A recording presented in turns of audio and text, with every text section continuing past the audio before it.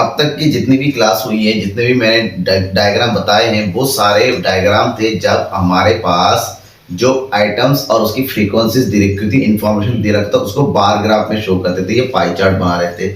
लेकिन हमेशा जो डेटा होता है ना, वो इंडिविजुअल वे में नहीं दिया होता है, ठीक है ना। डेटा, कुछ डेटा ऐसा होता है जो क्लास इंटरवल में लिखा जाता है, जो ग्रुप्ड में होता है, यानी कि जिसके अंदर एक रेंज होता है, रेंज ऑफ डेटा होता है। जब रेंज ऑफ डेटा जिसमें अपर लिमिट और लोअर लिमिट दी होती है, जिसको हम कंटिन्यूस सीरीज बोलते हैं, तो जब कंटिन्यूस सीरीज में दिया हुआ डेटा होता है, उसको डायग्राम में रिप्रेजेंट करेंगे तो कैसे बनाएंगे? तो क्योंकि वहां पर सिंगल बार तो बनेगा नहीं, बार की तरह ही बनेगा, लेकिन वो जो बार होता है ना, सारे बार आपस में टच किए हुए होते हैं एक दूसरे, क्योंकि यहाँ पर डेटा क्या होता है ना, अपर, एक का अपर लिमिट दूसरे का लोअर लिमिट बनते हैं, सारे एक दूसरे से जुड़े हुए होते हैं, तो बार का भी एक दूसरे से जुड़ा होना जरूरी है।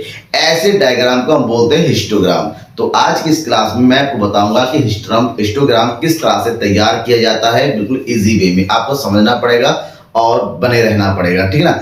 अब देखिए हिस्टोग्राम होता है क्या है। हिस्टोग्राम का मतलब होता है, histogram is a graphical presentation of frequency distribution of a continuous series. अगर हमारे पास कोई भी इंफॉर्मेशन कंटीन्यूअस सीरीज में गिवन होता है, तो जब उसको डायग्रामेटिक प्रेजेंटेशन करेंगे तो जो भी शेप हमारे पास बन के आएगा तो उसको हम हिस्टोग्राम बोलेंगे। जैसे कि एक क्वेश्चन हमने लिया है, हिस्टोग्राम बनाने का सेम वही तरीका है। जो भी इंफॉर्मेशन है, जो भी डेटा होता है, फ्रीक्वेंसीज होती हैं, फ्रीक्वेंसीज को हमेशा हम शो करते हैं वाई एक्सिस में, और जो उसका जो डेटा होता है, आइटम्स होते हैं, वो आइटम शो किया जाता है हमारा एक्स एक्सिस में। जैसे कि यहाँ पर हमें करना है, देखिए क्वेश्चन क्या है। क्वेश्चन है construct a histogram from the following data. एक हिस्टोग्राम तैयार करना है जहां पर हमारे पास मार्क्स दे रखे हैं, जो मार्क्स दे रखे हैं 0 to 10, देखिए इसका 10 यहाँ पर 10 हो गया, 10 to 20, 20 to 30, ये क्लास इंटरवल वाला डेटा दे रखा है।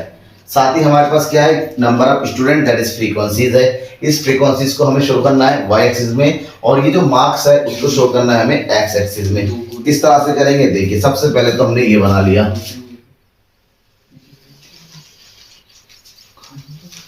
ठीक है। यहाँ हमें शो करना है क्या चीज, number of students, number of students.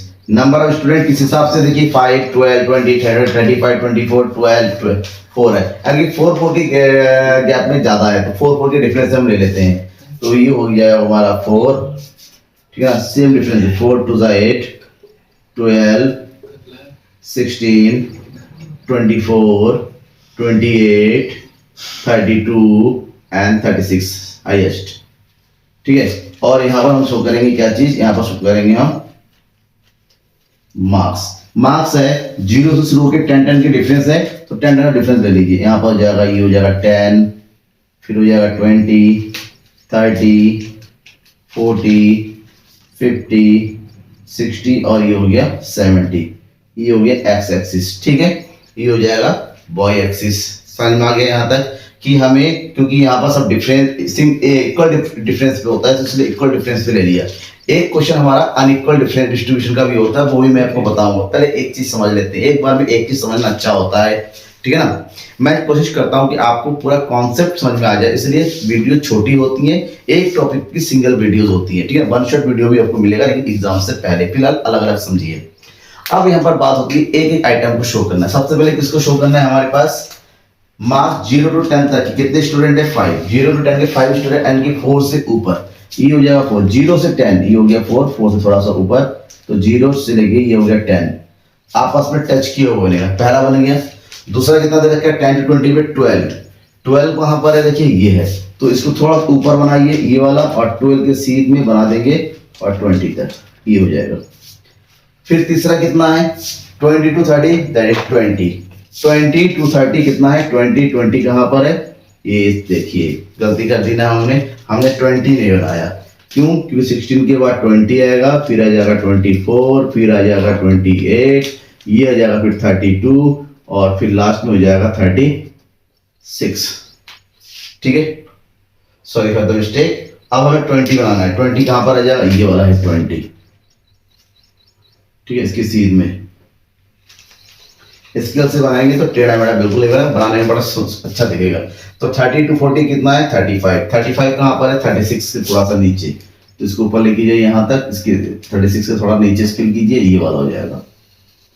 ये 30 to 40 हो गया। नेक्स्ट कौन सा है? 40 to 50 है 24। 24 है यहाँ पर है 24, ये वाला पॉइंट, ये हो जाएगा। ठीक है, नेक्स्ट कौन सा है? 50 to 60 कितना है? 12 है। 12 यहाँ पर है, ये वाला पॉइंट है 12। और लास्ट में कितना है? 6 to 70 कितना है? 4। 4 कौन सा वाला पॉइंट है? ये वाला पॉइंट है। और जो निशान लगाया था वो सारे आप क्या कर दो, हटा दो वहां से।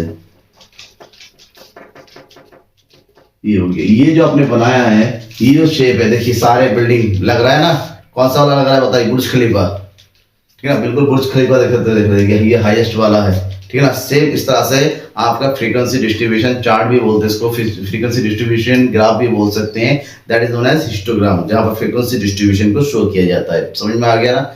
डाउट है तो जरूर बताइएगा। अब इसी के आगे हम बात करेंगे पॉलीगन। पॉलीगन क्या होता है, इसी में बनता है, लेकिन वो नेक्स्ट वीडियो में पॉलीगन किस तरह से बनता है, उसका रूल्स क्या होता है, वो भी आपको समझाएगा। ठीक है, थैंक यू।